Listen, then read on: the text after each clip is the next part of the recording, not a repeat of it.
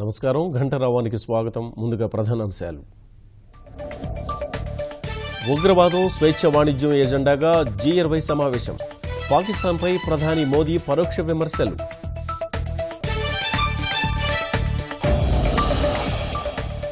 ప్రధాని మోదీ చైనా అధ్యక్షుడు జిన్పింగ్ మర్యాదపూర్వక భేటీ. బీజింగ్ బ్రిక్స్ సమావేశాలకు సహకరిస్తామన్న నరేంద్రుడు. వ్యవసాయం అనుబంధ రంగాల్లో 25% వృద్ధి లక్ష్యం. కౌలు రైతులకు సత్వరమే రుణం అందించాలని సీఎం ఆదేశం.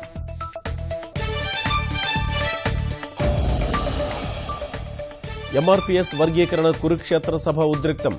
కొనసాగిన అరెస్టులు, కార్యకర్తల మెరుపు ర్యాలీలు.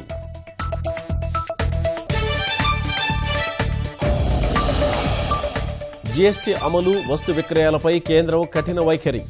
ధరలు సవరించకపోతే జైలు, జరిమానా తప్పదని హెచ్చరిక.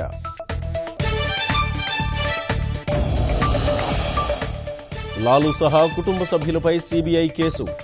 12 చోట్ల సోదాలు. కేంద్రం కక్ష సాధిస్తోందంటూ ఆర్జేడీ అధినేత ఆరోపణలు.